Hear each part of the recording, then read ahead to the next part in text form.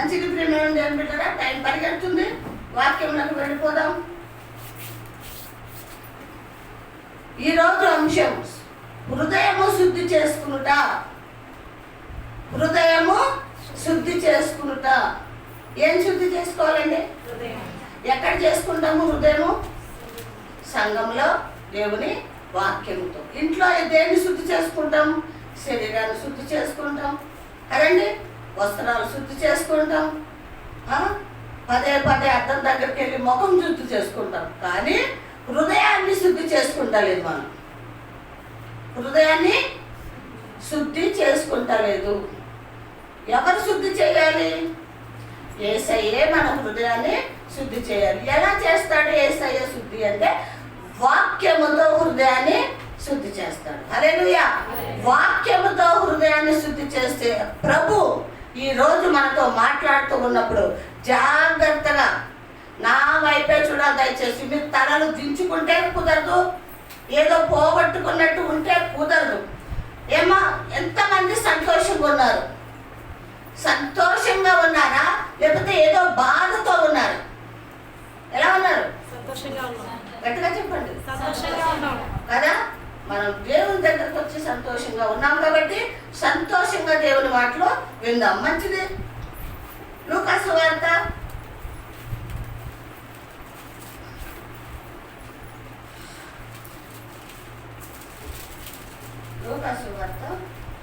21వ అధ్యాయము. లూకా సువార్త 21వ అధ్యాయము. అందరూ కూడా దయచేసి చదివేవాళ్ళు తీయండి. చదవకపోతే తల ఎత్తి నన్ను చూడండి. 34 నుంచి చదువుకుందాం.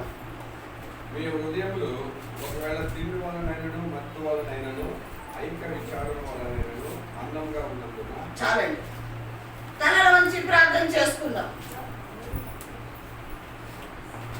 స్తోత్రం నాయన, స్తోత్రం స్తోత్రం స్తోత్రం స్తోత్రం. ఈరోజు ప్రభా నా హృదయం ఎలా ఉంది? నా హృదయం ఎలా ఉంది ప్రభా?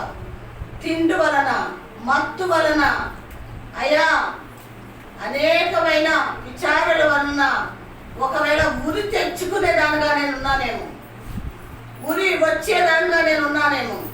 యేసయ్యా దేవాని స్తోత్రం. మీ అమూల్యమైన మాటలతో నా జీవితాన్ని మార్చుకుని, నా బ్రతుకుని మార్చుకుని ఆ ఊరి నుంచి తప్పించబడటానికి అయ్యా మీరే మాట్లాడండి. అడుగుదాం బిడ్డలారా. అయ్యా నాయన ఆ ఊరి నా మీదకి రాకుండా తండ్రి మీరు మాట్లాడండి. అయ్యా నా హృదయాన్ని నాయన సరి చేయండి, శుద్ధి చేయండి, పరిశుద్ధపరచండి. దేవా నాయన యేసయ్యా మీ స్తోత్రములు ప్రభా, స్తోత్రములు ప్రభా. తలలో వంచిన బిడ్డలందరితో మీరు మాట్లాడండి. ఇదిగో ప్రభా బలహీనురాలి నన్ను కూడా జ్ఞాపకం చేసుకోండి.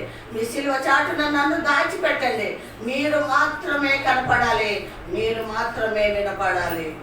హల్లెలూయా. యేసయ్యా మీ స్తోత్రములు ప్రభా. మీరే మాట్లాడి మీ నామాన్ని మహిమ తెచ్చుకోమని యేసు నామములో ప్రార్థించి అడిగి పెట్టుకుంటున్నాం తండ్రి. ఆమేన్, ఆమేన్, హల్లెలూయా, హల్లెలూయా. ఏమన్నాడండి? ఈ వాక్యము మనకి తెలిసిన వాక్యమే, కొత్తదేం కాదు. మీ హృదయములు, హృదయమే చేతి పెట్టుకోండి. అందరూ హృదయం మీద చేతి పెట్టుకోండి. పెట్టుకున్నారా? పెట్టుకున్నారా? ఎక్కడుందో హృదయం? ఎక్కడుందండి? ఉందా? ఉందా? ఎంతమందికి ఉందా హృదయము? హృదయము దేవుడు హృదయాన్ని ఇచ్చాడు. ఈ హృదయములో విచారాలు ఉండాలా? తిండి ఆలోచన ఉండాలా? ఏమండి మత్తు ఉండాలా?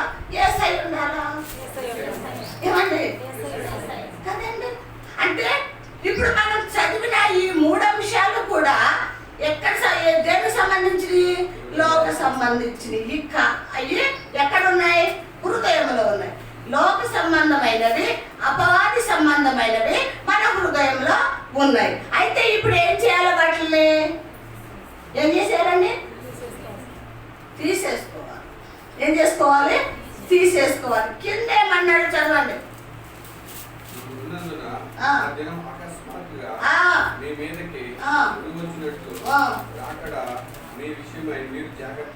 చాలండి.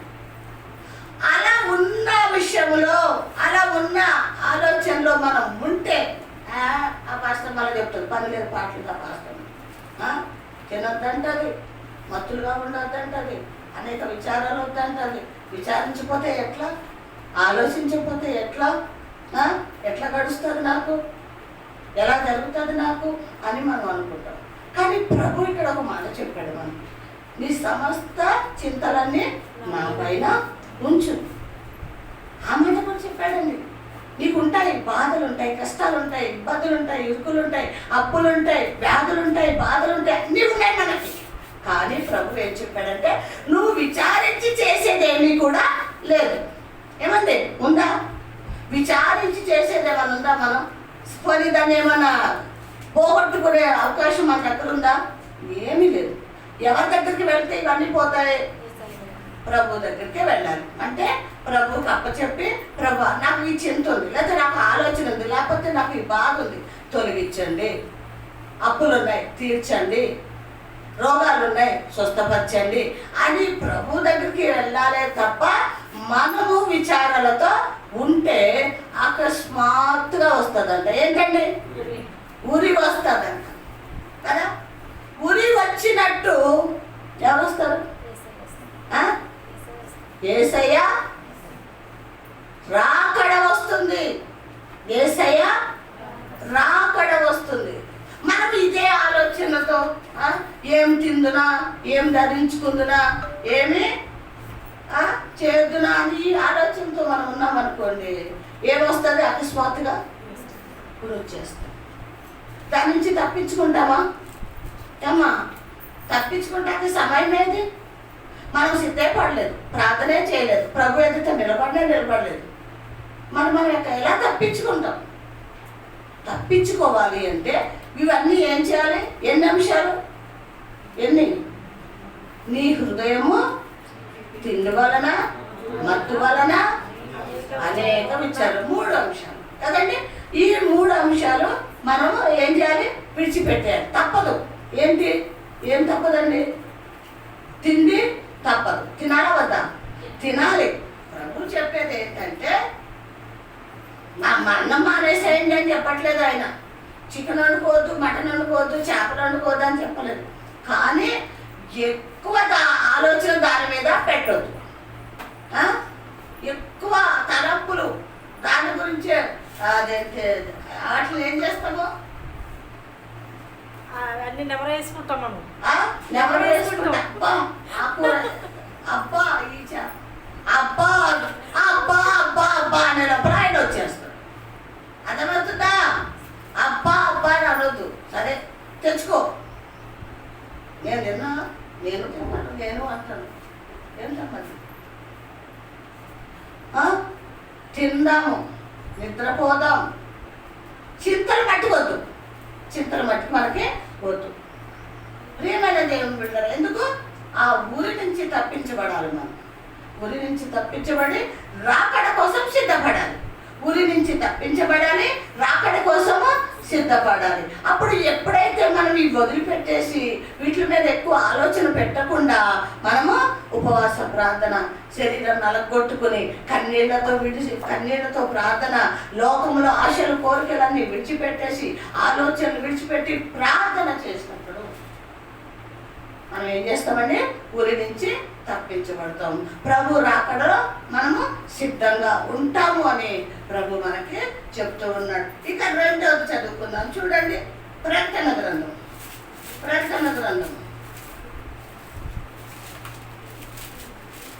6:14 చదవండి. 6వ అధ్యాయము 14వ వచనం చదువుకుందాం. జాగ్రత్తగా మెల్లిగా చదవండి. మరియు ఆకాశ మండలం. ఏ మండలం అండి? దయచేసి అందరూ చూడండి, మీకు అర్థం కాదు. ఏ మండలం అంట? ఆకాశ మండలం. ఏమంటే ఆకాశ మండలం చుట్టబడిన గ్రంథం. హల్లెలూయా, హల్లెలూయా. ఆకాశ మండలము ఎటువంటిదంట? చుట్టబడిన గ్రంథము. హల్లెలూయా, చుట్టబడిన గ్రంథము. గ్రంథం అంటే ఏంటి? ఏంటండి? ఇది పరిశుద్ధ గ్రంథం. ఇది ఎలా చుట్టబడ్డదంట?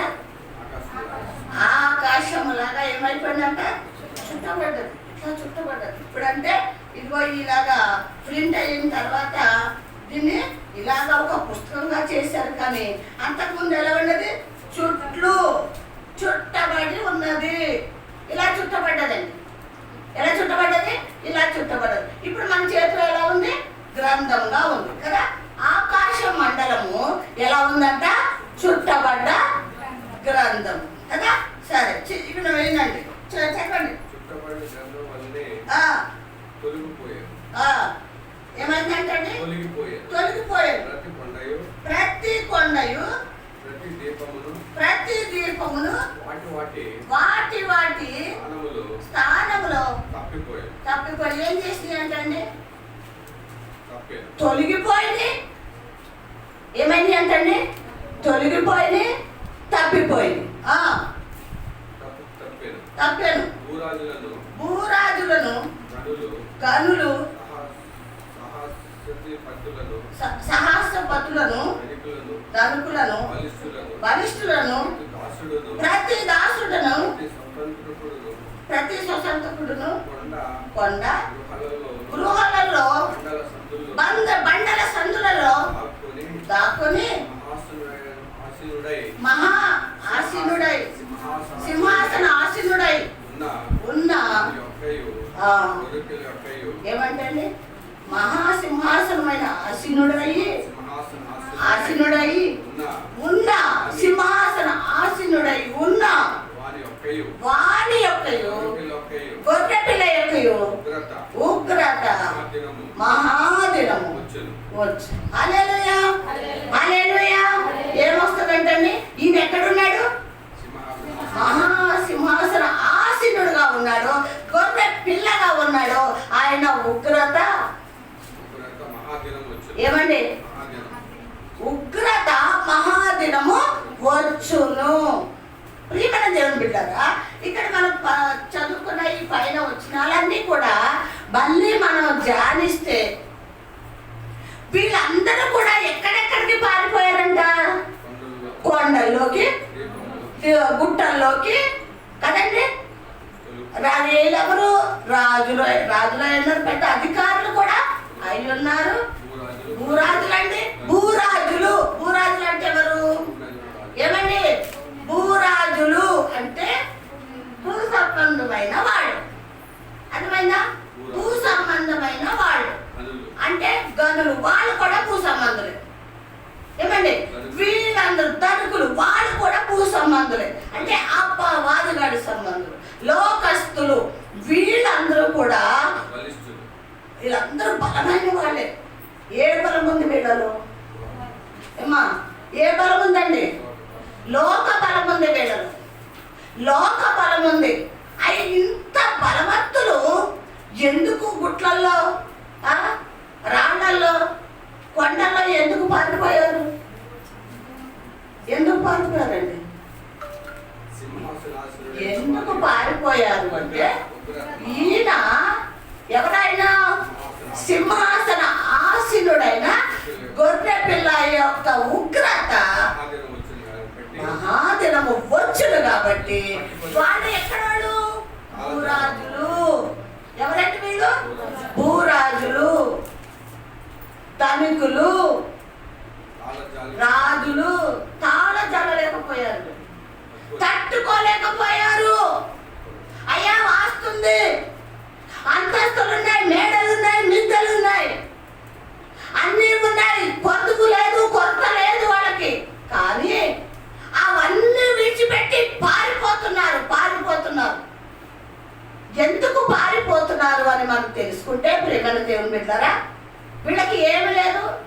ఆ వచ్చే రాజుని ఎదుర్కోలేక, హల్లెలూయా, ఆయనని ఎదుర్కొనే ఆత్మీయత వాళ్ళు లేదు కనుక వాళ్ళు లోకస్తులుగా ఉన్నారు, పాపులుగా ఉన్నారు, చీకట్లో ఉన్నారు. కాబట్టి వీళ్ళు ఏం చేస్తున్నారంటే అండి? పారిపోతున్నారా లేదా? ఏమంటే 15 నుంచి మళ్ళీ చదవండి. భూరాజులు, గనులు, ధనికులు, బలిష్ఠులను, ప్రతి దాసుడును ఆ, కొండ గృహాల్లోను ఎక్కడికి వెళ్ళిపోతారంట? కొండ గృహల్లో. జాగ్రత్తగా మాట విందాం బిడ్డలారా. బండల సందుల్లోను కొండ గృహల్లో బండల సందుల్లోకి దాక్కుంటున్నారంట. మహాసహస్రుడై ఉన్న వారి యొక్కయు ఉమ్. గొర్రెపిల్ల యొక్కయు ఆ. ఉగ్రత ఆ దినం వచ్చాను. దానికి తాళం చాలని వాడు ఎవడు? మీరు మా మీద పడి ఆయన సన్నిధికి గొర్రెపిల్ల ఉగ్రతను ఉమ్. మమ్మను మరుగు చేయండి.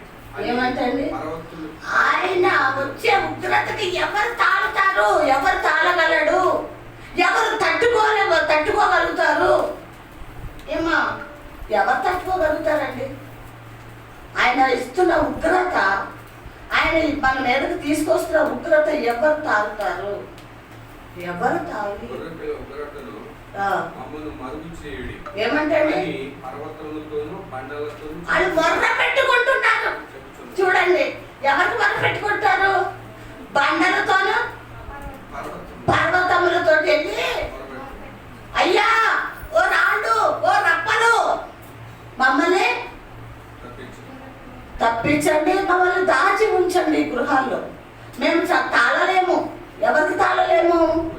వచ్చే ఉగ్రతలు మేము తట్టుకోలేము, మా వల్ల కాదు అని వీళ్ళు మొర పెట్టుకుంటున్నారు. ఇప్పుడు జాగ్రత్తగా విందాం ప్రేమనది.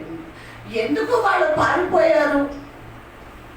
ఎందుకు తాళలేక బండలకి సందులకి రాళ్ళకి కేకలు వేసి చెప్పుకుంటున్నారు అంటే, ఈ లోకంలో ఉన్నప్పుడు ఆ నిజ దేవుడైన ప్రభుని వాళ్ళు తెలుసుకోక, అంగీకరించక, మారు మనసు పొందక, రక్షణ పొందుకుని రక్షణ పాత్రను చేత పట్టుకొని ఆయనకి సాక్షులుగా లేరు కాబట్టి, ఆయన మాటను నిర్లక్ష్యం చేశారు కాబట్టి, గర్విష్ఠులుగా, అహంకారంగా, దుర్మార్గులుగా జీవించారు కాబట్టి, వీళ్ళందరూ ఎవరు? భూరాజులు, ధనవంతులు. ఏమండి? ధనికులు అంటే ఎవరు? కోటీశ్వరులు. వీళ్ళకి ఎవరొద్దు? ప్రభు వద్దనుకున్నారండి. జాగ్రత్త ప్రియమైన దేవుని బిడ్డలారా. ఒకవేళ మన మనసులోకి ఆలోచన వస్తుందేమో. ఏ ఆలోచన? ఏం ప్రభులే, ఏం దేవుళ్ళే, ఏం చర్చిలే, వారం వారం ఏం చర్చికి వెళ్తాం అన్న ఆలోచన ఒకవేళ మన హృదయంలోకి అపవాదిగా పెడితే మన పరిస్థితి కూడా ఎలా ఉంటుందో తెలుసా? ఈ భూరాజుల పరిస్థితే వస్తుంది మనకి. జాగ్రత్తగా విందాం బిడ్డలారా. ఈ భూరాజుల పరిస్థితి మనకు వస్తుంది ప్రియమైన దేవుని బిడ్డ. ఇంకోటి ఏంటి తెలుసా? వాడు దాక్కున్న రాళ్ళలో, ఆ రాళ్ళకి మొరపెట్టుకున్న వాళ్ళకి మరణము రాదు. అక్కడి నుంచి దూకేద్దామన్నా మరణము రాదు. మరణం అన్నదే రాదండి. రాళ్లతో కొట్టుకుంటారు, పైనుంచి దూకేయాలనుకుంటారు. ఎందుకు? తట్టుకోలేక, తాళలేక అని ఉంది అక్కడ. ఆయన ఉగ్రత తాళలేక వాళ్ళు చచ్చిపోదాం అనుకున్నారు కాదండి, వాళ్ళకి మరణము రాలేదు. ప్రియమైన దేవుని బిడ్డలమైన మనము ఈరోజు మనం నేర్చుకోవాల్సింది ఏంటి అంటే, లోకంలో భూరాజులు కానివ్వండి, ధనవంతులు కానివ్వండి, కోటీశ్వరులు కానివ్వండి, ఎవరన్నా కానివ్వండి, వాళ్ళ లాంటి మనసు మనకి లేకుండా దేవుడు ఈ రోజున మనకి ఈ స్థానంలో మనం నిలబెట్టినందుకు మనం ఎంతో ధన్యులం. దేవునికి మహిమ కలుగుగాక. హల్లెలూయా, హల్లెలూయా. ప్రియమైన దేవుని బిడ్డలారా, మనకి ఇచ్చిన ఈ సమయము, ఈ ధన్యత, ఈ గొప్పతనము, లేకపోతే రక్షణ మనం కాపాడుకోవాలి కానీ దాన్ని విడిచిపెట్టడానికి వీలు లేదు. లేదు ప్రియమైన దేవుని బిడ్డలారా. అమ్మ కొంచెం ముందుకు జరగండి. అమ్మ సిస్టర్ పెట్టి ముందుకు జరగండి. ఎందుకంటే మనం ఈ రోజున ప్రార్థన చేయవలసింది ఏంటి అంటే, ప్రభువా ఆ భూరాజుల వల్ల నేను ఉండటానికి వీలు లేదు. నాకు వద్దు ఆ భూరాజు అంత ధనం వద్దు, ఆ గర్వం వద్దు, ఆశలు కోరికలు నాకు వద్దు. ఒక మాట ఉంది బైబిల్లో, అన్నపానము వస్త్రములు ఉంటే నాకు చాలు. ఏం కావాలంటండి? అన్నపానము వస్త్రములు ఉంటే నాకు చాలు. ఇందులో మనం తృప్తి పడాలే కానీ ఇప్పుడు ఈ భూరాజులు ఈ ధనవంతులు ఏమైపోయారు? ఎక్కడ పరిగెత్తారు? ఎక్కడ పరిగెత్తారండి? కొండల్లోకి, గృహాల్లోకి పరిగెత్తి, బండ సందుల్లో కూడా పరిగెత్తి వారు ఏమని అడుగుతున్నారు? బండల్ని, సందుల్ని, అయ్యా ఆ ఉగ్రత నుంచి తప్పించండి, రాళ్ళు రాళ్ళు తప్పించండి, తప్పించండి. ఎవరిని అడుగుతున్నారు వాళ్ళు? ఏమయ్యా? రాళ్ళని అడుగుతున్నారు. జీవం ఉందా రాళ్ళలో? ఈ పర్వతం నుంచి మాకు తప్పించండి. ఉన్నదా జీవం మాటల్లో? జీవం గల దేవుణ్ణి అడగటం మానేశారు వాళ్ళు. ఆయన దగ్గరికి వెళ్ళలేదు వాళ్ళు. అందుకే తాళలేకపోయారు ఆయన ఉగ్రత. ఎవరు ఉగ్రత అండి? ఎలా వస్తున్నాడు ఆయన? ఎలా వస్తున్నాడంట? మేఘాలుడై, మేఘాల మీద యేసు వచ్చుచున్నాడు, మేఘాల మీద యేసు వచ్చుచున్నాడు, పరిశుద్ధులందరినీ తీసుకుపోతాడు. మేఘాల మీద యేసు వచ్చుచున్నాడు, పరిశుద్ధులందరినీ తీసుకుపోతాడు. పాటున మారాలి, రెప్పపాటున మారాలి, యేసయ్య చెంతకు చేరాలి. యేసు రాజుగా వచ్చుచున్నాడు. భూలోకమంతా తెలుసుకుంటారు. రవి కోటి తేజుడు, రమ్యమైన దేవుడు, రవి కోటి తేజుడు, రమ్యమైన దేవుడు, రారాజుగా వచ్చుచున్నాడు. యేసు రారాజుగా వచ్చుచున్నాడు. ఏం చేయాలంట? ఏం చేయాలి మనం? రెప్పపాటున మారిపోవాలి. హల్లెలూయా. రెప్పపాటున మనం మారిపోవాలండి. ప్రియమైన దేవుని బిడ్డలారా, మనం మారిపోవాలంటే మన హృదయం తెరవబడాలి. హల్లెలూయా. మనము మారాలి అంటే మన హృదయం తెరవబడాలి. లూదియా ప్రార్థన జరుగుతుందని వెళ్ళిందండి. గొప్ప బిజినెస్ చేస్తుందామె.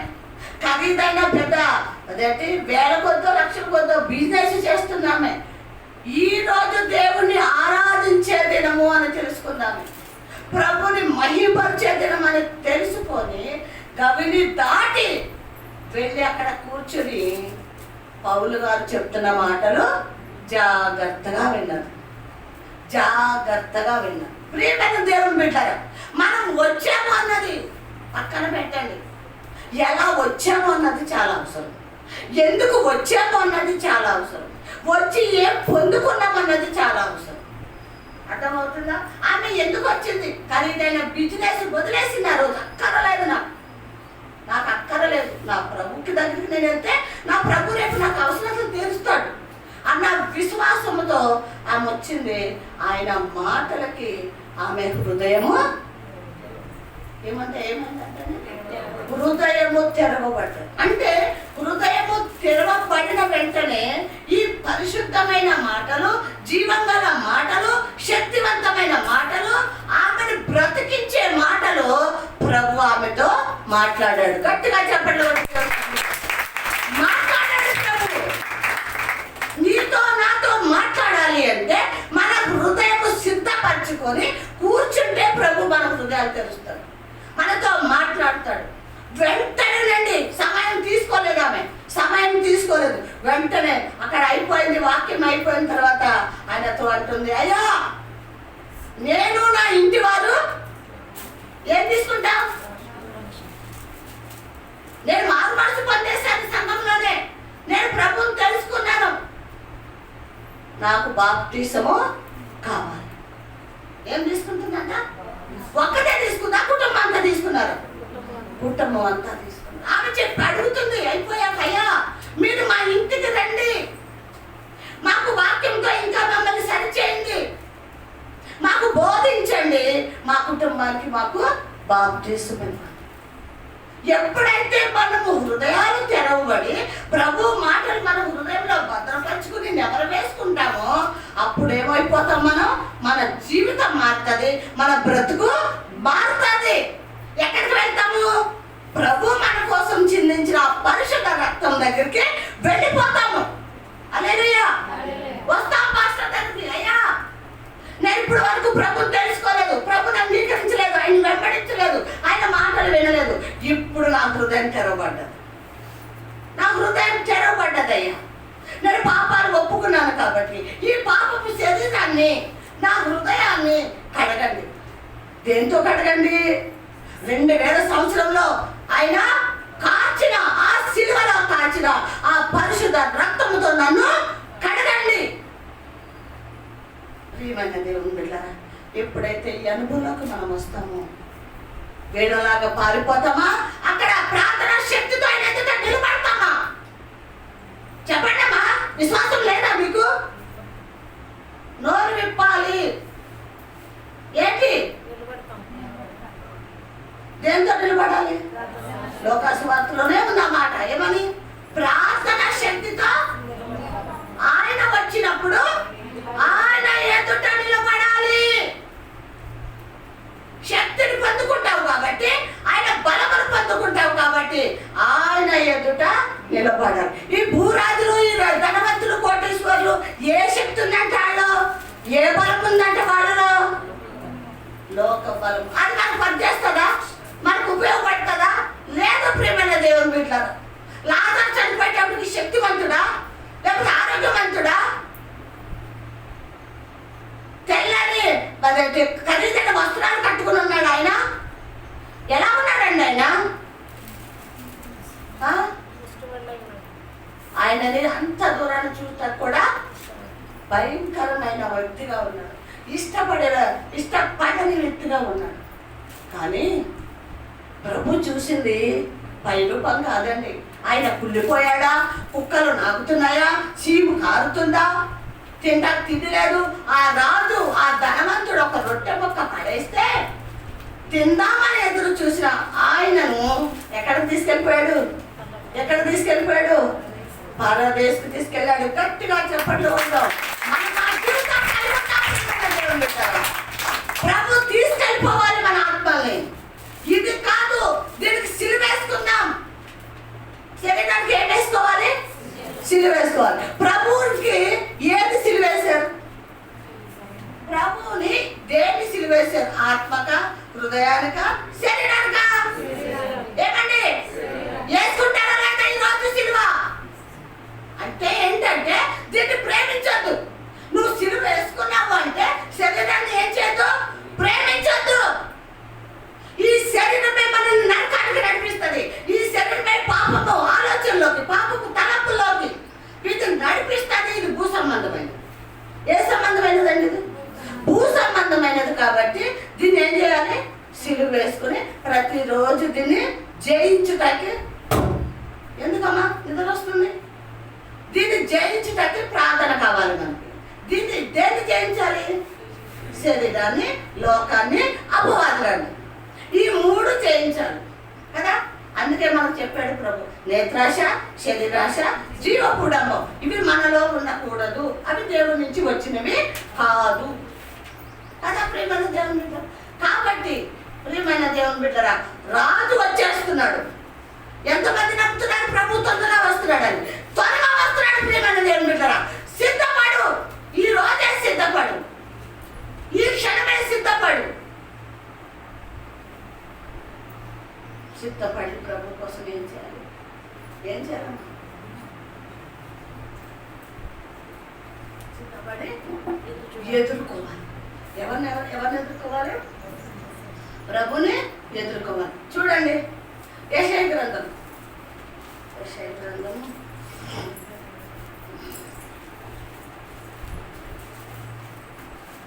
2:19 చదవండి. 2వ అధ్యాయము 19వ వచనం.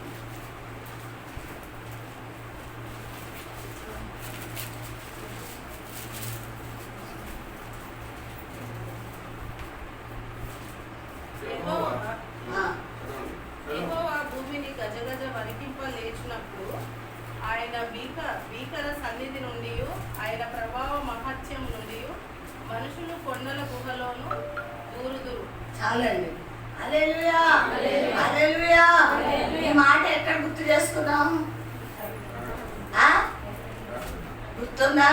ప్రతి మాట ప్రభు ఎక్కడి నుంచి ఎక్కడ మాట్లాడాడు, ఎలా మాట్లాడాడు, ఈ జ్ఞానము మనం సంపాదించుకోవాలి. మరి ముఖ్యంగా ప్రభు అన్నాడు, జ్ఞానము నీకు కొదువుగా ఉంటే, జ్ఞానము నీకు కొదువుగా ఉంటే నన్ను అడుగు, నన్ను అడిగితే నా జ్ఞానం నీకు ఇస్తాను. అబ్బా ఎంత గొప్ప మాట అండి. ఆయన జ్ఞానం సంపాదించుకుంటామంటే మామూలు విషయమా? ఏమండి, మనకున్నది అపవాదగాడి జ్ఞానము, అపవాదగాడి మాటలు, అపవాదగాడి ఆలోచనలు ఉంటాయి.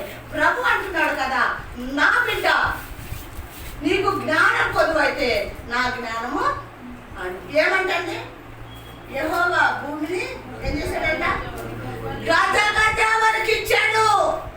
ప్రేమైన దేవుని బిడ్డలారా, భూమి గజ గజ వణికిందంట. ఏం చేసిందంట? భూమి గజ గజ. భూమి గజ గజ వణికితే మనం ఉంటామా? ఏమండి, గుండాకు పోయి చచ్చిపోతాం. అన్నదనుకోండి భూమి, ఏమైపోతాం?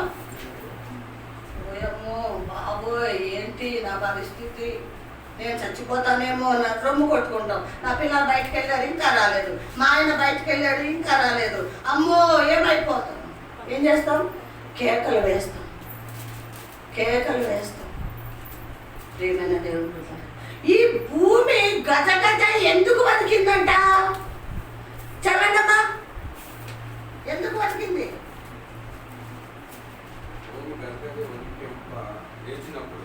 గజ గజ వణికింప లేచినప్పుడు ఆయన భీకర ఏమంటండి? భీకర సన్నిధి నుండి, ఆయన ప్రభావము మహాత్యం నుండి మనుషులు కొండల గృహంలో దూరుదురు. చూసారా? ఆయన మహాత్యాన్ని ఎప్పుడైతే వీళ్ళందరూ చూశారు, ఎవరు వీళ్ళు? ఎవరు వీళ్ళు? భూ సంబంధులు వీళ్ళు, మనుషులు వీళ్ళు. వీళ్ళు చూస్తున్నారు ఇవన్నీ జరిగేవన్నీ కూడా. పరిశుద్ధులు, నీతిమంతులు, దేవుడిని తెలుసుకున్న వాళ్ళు, సిద్ధపడ్డవాడు కాదండి. ఇది అనుభవించేది ఎవరు? భూ సంబంధులు. అంటే దేవుణ్ణి తెలుసుకోని వాళ్ళు. ఎలా వస్తాడంటే ఆయన, ఎలా వస్తాడు? ఆయన భీకర సన్నిధి, ఆయన భీకర సన్నిధి. ఆయన సన్నిధిని భీకరంగా అరిచినప్పుడు మనం తట్టుకుంటామండి? తాళగలుగుతామా? భరించగలుగుతామా? లేదండి. ఎప్పుడైతే ఈ భీకర సన్నిధి, ఆయన వాయిస్, ఆయన శబ్దము, ఆయన ఉగ్రత వచ్చినప్పుడు వీళ్ళందరూ ఎక్కడ పడిపోయారండి? ఎక్కడికంటే బండల సందులకు, కొండల గృహాలలోకి. ఏమంట? నేల బొర్యాలు. అంటే బొర్లు తేరుకుంటాయండి. ఏంటండి? ఎలకలుకుంటాయి కాదండి, గొర్రెలకు కాదేదో ఉండదు. నక్కలకు ఏముండే? బొర్రెలుండే. నక్కలకు బొర్రెలుండే. హల్లెలూయా. అంటే దూరే వాళ్ళు ఎవరు? చెప్పండి చెప్పండి. హల్లెలూయా. ఈ అందులో దూరే వాడు ఎవడంటే దేని పోలి ఉన్నాడండి? నక్కలకి పోలి ఉన్నాడు. నక్కలు ఎటువంటి అంటండి? దేవుడికి ఇష్టమైనవా? దేవుడిని ఆరాధించేవా? దేవుడికి భయపడేవా? కాదు. అవి స్వార్థం కలిగినవి కదా, మంచి మనసు లేనివి అవి, చాలా భయంకరమైనవి. నక్కలు మాత్రమే అందులోకి దూరుతాయి, అందులోకి పారిపోతాయి. ప్రియమైన దేవుని, ఇక్కడ ఏ గుణగణాలు ఉన్నవాడు పారిపోయాడో, పరిగెత్తాడో, భయపడ్డాడో మనకి ఇక్కడ దేవుడు ప్రభు మనకి ప్రత్యేకంగా తెలియచేస్తున్నాడు. ఎక్కడే కానీ, ప్రకటన గ్రంథంలో కానీ, ఈ పాత నిబంధనలో కానీ దేవుడు తెలుసుకున్నవాడు కానీ, పరిశుద్ధులు కానీ, నీతిమంతులు కానీ, సేవకులు కానీ పారిపోయారు, గజ గజ వణికారని ఉందా? ఏమ్మా ఉందా? ఉందా? లేదు. వాళ్ళు ప్రత్యేకించబడ్డారు. వాళ్ళు ఎవరు? ఈ కృపా ప్రార్థన మందిరంలో ఈ చిన్న మేడ గదిలో కూర్చుని దేవుని మాటలు వింటున్న వాళ్ళందరూ కూడా ఏమయ్యారంట? ప్రత్యేకించబడ్డారు. ప్రత్యేకమైన దానను యేసయ్యకు, ప్రత్యేకమైన దానను, ప్రత్యేకమైన దానను ఈ భూమిలో, ప్రత్యేకమైన దానను. సృష్టినంతటిని మాటతో చేశాను, నన్ను మాత్రం చేతితో చేశాను. సృష్టినంతటిని మాటతో చేశాను, నన్ను మాత్రం చేతితో చేశాను. ప్రత్యేకమైన దానను ఈ భూమిలో, ప్రత్యేకమైన దానను. ప్రభు ఎలా సృష్టించారంటే ప్రత్యేకంగా. లోకమంతా కూడా ఆయన మాటతో సృష్టించాడు, మనల్ని మట్టికి ఎంత గొప్పదంటే తండ్రి చేతిలో తీసుకున్నాడు. జిగట మన్ను మన వీటిలో చూస్తుంటే మట్టితో మనిషిని చేస్తున్నాడు ప్రభు. అసలు ఆయన ఎంత శిల్పి అండి. నాకు భలే ఆశ్చర్యం అనిపించింది ఆయన అట్లా చేస్తుంటే. ఆ బొమ్మని చక్కగా ముక్కు, కళ్ళు, చేతులు, నడుము, కాళ్ళు, ఈ అవయవాలన్నీ కూడా ఎంత బాగా చేస్తున్నారు. దేంతో? మట్టితోటండి. చేసి ఏం చేశాడో తెలుసా? శక్తివంతమైన ఆయన ఆత్మ ఆ బొమ్మలోకి వెళ్ళిపోయిన వెంటనే ఆయన ఏమైపోయాడు? ఆ మట్టి మనిషి, ఆ మట్టి ఏమైపోయింది? ఒక మనిషిగా మారింది. పైకి లేచి ప్రభుని హత్తుకుంది. ఎంత గొప్ప ధన్యతండి. నిజంగా నేను 2-3 సార్లు దాన్ని రిపీట్ చేసి మరి చూశాను. అది కదా నా జీవితం. ఆ మట్టిని కదా నేను ఎంత ప్రత్యేకపరిచాడు కదా ప్రభు అని. ప్రియమైన దేవుని బిడ్డరా, దయచేసి ప్రేమతో మనవి చేస్తున్నాను. విన్నా మాటలు కాదు, ప్రభు మనతో మాట్లాడుతున్న మాటలు. మనం ఏం చేయాలి? సిద్ధపడాలి. ప్రార్థనతో, ఆరాధనతో, వాక్యముతో, పరిశుద్ధతో మనం ఏం చేయాలి? ప్రార్థనతో మనము సిద్ధపడే వారంగా ఉండాలి. ఇక 4వది చూద్దాం.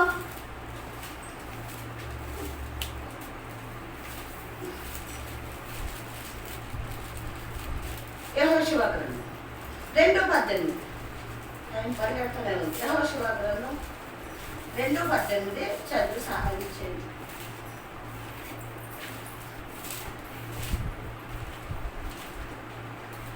నీవు మమ్మల్ని తెచ్చిన ఈ ఎర్రని దారమును కట్టి నీ తండ్రిని, నీ తల్లిని, నీ అన్నదమ్ములను, నీ తండ్రిని, ఇంటి వారిని నీ ఇంట చేసుకుని నీ ఇంటి ద్వారంలో నుండి వెలుగులోకి వచ్చేవాడు తన ప్రాణంలో తానే ఉత్తరవాలి. నేను నిర్దోషులకు ఉద్యమం. అయితే నీ వద్ద నీ ఇంటనున్న ఎవరికైనా కానీ ఏ అపాయమైనను వారు వెళ్ళి కొండలను జారి పరుము వారు తిరిగి వచ్చే వరకు 3 దినములు అక్కడ నివసించేది. పరుము వారు ఆ మార్గం అంతటను వారిని వెతికిరి కానీ వారు కనపడలేదు. ఆ ఇద్దరు మనుషులు తిరిగి కొండల నుండి దిగి నది దాటి నూను కుమారుడైన యెహోషువ వద్దకు వచ్చి తాము సంపాదించినదంతయు అతనితో వివరించి చెప్పిరి. మరియు వారు ఆ దేశమంతయు యెహోవా మన చేతికి అప్పగించుచున్నాడు. మన భయం చేత ఆ దేశ నివాసులందరికీ ధైర్యం చెడి ఉన్నదని యెహోషువతో అనిరి. యెహోషువ వేపున లేచినప్పుడు అతడును ఇశ్రాయేలు అందరూ స్థితుడై ఉండి బయలుదేరి వర్ధాలకు వచ్చి దానిని దాటక మునుపు అక్కడ నిలిచింది. 3 దినములైన తరువాత నాయకులు పాలెములో జనులకు ఇలాగున ఆదేశించారు. మీరు మీ దేవుడైన యెహోవా నిబంధన మందసమును యాజకులైన లేవీయులు మోసుకుని పోవుట చూసినప్పుడు మీరున్న స్థలములలో నుండి బయలుదేరి దాని వెంబడి వెళ్ళవలేదు. మీకును దానికి దాదాపు 2000 మూరల 3 వలె మీరు వేలుతో రైలు త్రోవ మీరంతకు ముందుగా వెళ్ళి నది కాదు, మీరు దానిని పట్టవలను కనుక ఆ మందస్సము సమీపంగా మీరు నడవరాదు. మరియు యెహోవా మీ మధ్య అద్భుత కార్యములను చేయను కనుక మిమ్మల్ని మీరు పరిశుద్ధుడని జనులకు ఆజ్ఞయించారు. చాలు. ప్రియమైన దేవుని బిడ్డలారా, ఇక్కడ మనం ఈ వాక్యము చాలాసార్లు సంఘంలో ధ్యానించాము. ఎవరి గురించి? ఒక స్త్రీ గురించి, ఆమె చేసిన గొప్ప కార్యాల గురించి మనం విన్నాం. ఎంతమంది గుర్తుంది ఈ వాక్యం? మనవాళ్ళకి గుర్తులేదా? ఏమ్మా వాక్యము గుర్తు పెట్టుకోవాలి. వాక్యం ఇక్కడ ఒక స్త్రీ, ఎవరామె అంటే ఇక్కడ 2వ అధ్యాయం మొదటి నుంచి చదవండి, మీకు అర్థమవుతుంది. మొదటి నుంచి త్వరగా. వేగులైన ఇద్దరు మనుషులు మీరు పోయి ఆ దేశములు బయటకు ఎరుపును చూడని వారితో చెప్పి విశ్వస్తుల నుండి వారిని రహస్యంగా పంపారు. వారు వెళ్ళి ఆహారంలో ఒక వేషయంత చేరి అక్కడ దిగగా దేశమును వేగుచుటకు ఇశ్రాయేలు నుండి మనుషులు రాత్రి వేళ ఇక్కడికి వచ్చినది ఎరుకో రాజునకు వర్తమానం చెప్పారు. అతడు నీ యొక్కకు వచ్చి నీ ఇంట చేరిన ఆ మనుషులను వెలుగులకు తీసుకురమ్ము, వారు ఈ దేశమంతటిని వేగు చూచుటకు వచ్చినని చెప్పి రాహాబునతో మనుషులను పంపగా ఆ స్త్రీ ఆ ఇద్దరు మనుషులను కోరుకుని వారిని దాచిపెట్టి, మనుషులు నా యొక్కకు వచ్చిన మాట నిజమే, వారు ఎక్కడి నుండి వచ్చారో నేను ఎరుగను. చీకటి పడుచుండగా గౌని వేయబడు వేళను ఆ మనుషులు వెలుగులోకి వెళ్ళారు. వారు ఎక్కడికి పోయారో నేను ఎరగను.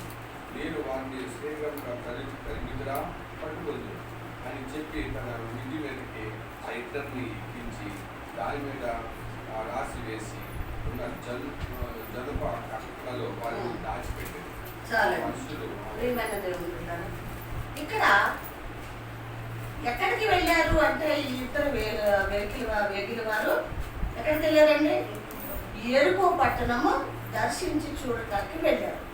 దేవుడు తర్వాత అది వాళ్ళకి మరి ఇస్తాడు అని, దాన్ని వీళ్ళు స్వతంత్రించుకుంటారని ఎరిగి వాళ్ళని ఎవరు పంపించారు?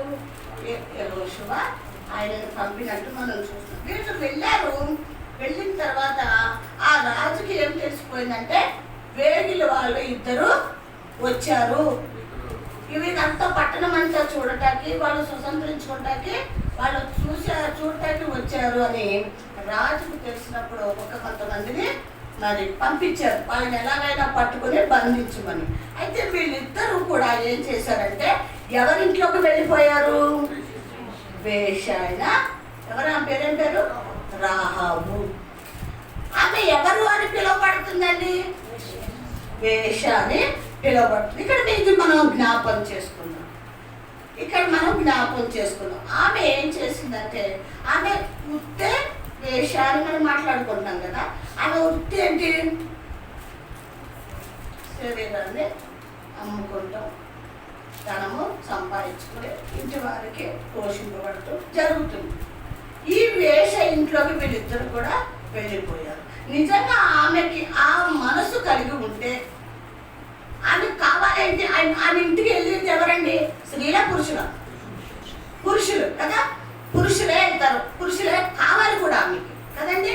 ఆమె అవసరం తీర్చుకోవడానికి పురుషులే కావాలి. కానీ ఇక్కడ మనం తెలుసుకోవాల్సింది ఏంటి అంటే, వాళ్ళు ఇద్దరు ఆ ఇంటిలోకి వెళ్ళినప్పుడు ఆమె ఏం చేసింది? నాతో మరి పాపం చేయమని కానీ, మీరు ఎందుకు వచ్చారని కానీ ప్రశ్నించలేదు. కానీ తొందరగా వాళ్ళని ఏం చేసింది? అటుకెక్కిచ్చేసింది. ఏం చేసింది? అటుకెక్కిచ్చేసి జమ్ముతో వాళ్ళిద్దరిని కూడా కప్పి దాచేసింది. జమ్ముతో కప్పి దాచిపెట్టేసింది. వీళ్ళు దాచిపెట్టేసి మేము మామూలుగా వచ్చేసింది కిందకి. వాళ్ళు రానే వచ్చారు. అవి వచ్చి వాళ్ళు అడుగుతున్నారు. ఒక ఇద్దరు వేగుల వాళ్ళు వచ్చారు కదా, నీ ఇంట్లో ఎక్కడ పెట్టావు? ఎక్కడ వాళ్ళు? వాళ్ళకి తెలుసు ఈ స్త్రీ దగ్గరికి పురుషులు వస్తారు. అయితే ఆమె అన్నది కదా, వచ్చిన మాట నిజమే, వాళ్ళు వచ్చారు కానీ ఎటు వెళ్ళారో నాకు తెలీదు, మీరు వేగంగా వాళ్ళని తరిమితే దొరుకుతారు, వెళ్ళండి అన్నది. ఏమన్నదండి? వాళ్ళు తరిమి పట్టుకుంటే దొరుకుతారు, వాళ్ళు వెళ్ళండి అని చెప్పింది. వాళ్ళు ఈ మాట విని ఏం చేశారు? పక్కదారి పెట్టారు, వెళ్ళిపోయారు. తరుముకుంటా వెళ్ళిపోయారు. పైకి వెళ్ళి, మనకు సమయం లేదు కాబట్టి తొందరగా చెప్పేస్తాను నేను. పైకి వెళ్ళి వాళ్ళిద్దరిని ఏం చేసింది? కిందకి దింపింది. అంటే ఈమె ఏం చేసింది? వాళ్ళిద్దరిని దాయటమే కాదు, కాపాడింది. ఇది ప్రాణాన్ని కాపాడింది లేదా? వాళ్ళిద్దరూ దొరికితే వాళ్ళు బ్రతకనివ్వరు. బంధించి రాజు దగ్గరకు తీసుకెళ్ళి వాళ్ళకి శిక్ష వేయటము, చంపేయటము ఇది చేతులు. కానీ ఈమె ఏం చేసింది? ఆయన ప్రాణము, వాళ్ళిద్దరు ప్రాణాలు కాపాడింది. ప్రియమైన దేవుని బిడ్డరా, ఆమె ఈ ఉన్న ఇల్లు ఎక్కడంటే ఒక కొండ మీద ఉంది ఇల్లు. ఎవరిల్లు? రాహాబు ఇల్లు కొండ మీద ఉందండి. అయితే అక్కడ దాచిపెట్టింది కాబట్టి దిగిన తర్వాత ఆమె అడిగిన మాట ఏంటి అంటే,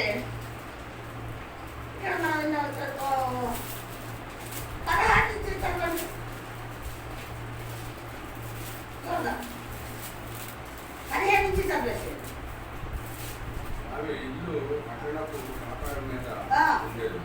ఆమె ప్రాకారం మీద నివసించినది కనుక తాడు వేసి కిటికీ ద్వారా వారిని నివసించేది. ఏం చేసిందంటే, ఎక్కడుందంటే ఆమె ఇల్లు ఎక్కడుంది? ప్రాకారం మీద ఉంది. ఆ ప్రాకారం మీద ఏం కట్టింది? తాడు కట్టింది. తాడు కట్టి వాళ్ళిద్దరిని దింపింది. దింపక ముందు ఆమె అడిగిన మాట ఏంటంటే, మన పైన చదివితే అన్నీ ఉంటాయి, చదువుకోండి. ఏమని అడిగిందంటే, అయ్యా మిమ్మల్ని నేను బ్రతికించాను, రక్షించాను, కాపాడాను కదా, మిమ్మల్ని దాచాను. రెండోది, మిమ్మల్ని ప్రాణం కాపాడాను కాబట్టి మిమ్మల్ని ఒకటి నేను అడుగుతాను అని అడగమన్నారు. వాళ్ళు ఏమడగమన్నారంటే, నా ఇంటి వారిని. ఎవరిని? నా ఇంటి వారిని, నా తల్లిదండ్రులు, నా అక్క చెల్లెళ్ళు, నా అన్నదమ్ముల్ని ఈ బారి నుంచి, ఈ మరణం నుంచి మమ్మల్ని తప్పించండి. అంటే అది ఎందులో ఉంది? పాపంలో ఉండటమే కాదు, ప్రమాదంలో కూడా ఉంది. అది దాన్ని నాశనం చేయడానికి రాజు సిద్ధంగా ఉన్నాడు. దేన్ని? ఏ పట్టణం అది?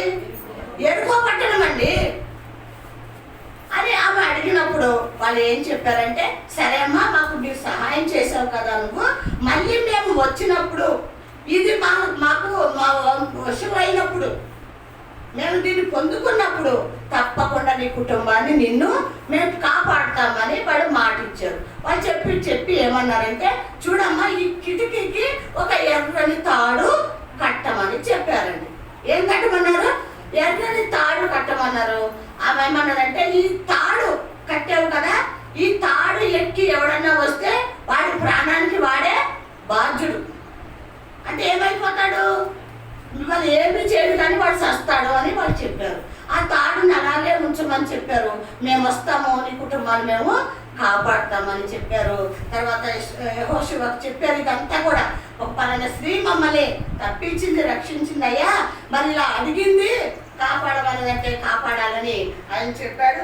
తర్వాత మరి కిందకు వస్తే ఉంది, ఎప్పుడైతే ఎరుకో పట్టణాన్ని వాళ్ళు స్వతంత్రించుకున్నప్పుడు పంపించాడండి యెహోషువ. ఎందుకు పంపించాడో తెలుసా? ఆమె మనకి సహాయం చేసింది కదా, ఆమెను వెళ్ళి ఆమె కుటుంబాన్ని మీరు తీసుకురండి. ఎక్కడికి తీసుకురండి? ఇక్కడికి తీసుకురండి. ఆమె ఎందులో ప్రవేశించిందో తెలుసా? ఇశ్రాయేలులో ఆమె ప్రవేశించి వాళ్ళలో ఉంది వాళ్ళ కుటుంబం. హల్లెలూయా! ఆమె ఎవరు? ఒక వేశ్య. ఇది ఎందుకు మనం జ్ఞాపకం చేసుకుంటామంటే, మన పైన చదివిన 3వ అధ్యాయాలు కూడా, ప్రకటన గ్రంథం కానివ్వండి, లోక సువార్త కానివ్వండి, యెషయా గ్రంథం కానివ్వండి, ఇట్లా ఏముంది? పారిపోయారు కదండి. వాళ్ళు పాపం చేస్తాడు, గజగజ వణికిన వాళ్ళు పారిపోయారు. ఈమె మాత్రం కుటుంబాన్ని కట్టుకుందండి, రక్షించుకుందండి. ఎక్కడికి చేరబడ్డదో తెలుసా స్త్రీ? ఆమె పేరేంటి? వేశ్య ఆమె పేరు. కానీ ఆమె ఎలా మారింది? ఇశ్రాయేలులో ఆమె ఒక స్త్రీగా ఆమె మరి ఆశీర్వదింపబడ్డది. మరి ఆమె పేరు మరి ఏంటి? ఎక్కడ చేరిందో తెలుసా? పరిశుద్ధ గ్రంథంలో ఆమె పేరు లెక్కించబడ్డది, ఆమె ఆశీర్వదింపబడ్డదని కూడా హెబ్రీ పత్రికలో ఉంది. కాబట్టి ప్రియమైన దేవుని బిడ్డలారా, ఈ ఉగ్రతలో, ఈ ఉపద్రవంలో, ఈ భయంకరమైన దినాల్లో మనం ఏం కాపాడుకోవాలి చెప్పండి అమ్మా? మన హృదయాలు కాపాడుకోవాలి, మన ఆత్మీయ జీవితం కాపాడుకోవాలి, మన కుటుంబాన్ని కాపాడుకోవాలి. ఆమె ప్రాణము బలంగా పెట్టింది అక్కడ. ఎవరి కోసము? ఇద్దరు వేగిల వారి కోసము ప్రాణం పెట్టింది, కుటుంబాన్ని రక్షించుకుంది, ఇశ్రాయేలులో ఆమె ప్రవేశించింది. కాబట్టి మనము కూడా ప్రియమైన దేవుని బిడ్డరా, మనం ఏం కాపాడుకోవాలి? మన కుటుంబాలు కాపాడుకోవాలి. ప్రభు కోసం మనము ఎదురు చూసి ఆయనలో చేరే వారంగా మనం ఉందాం. వాక్యం దీవించి ఆశీర్వదించుకుందాం.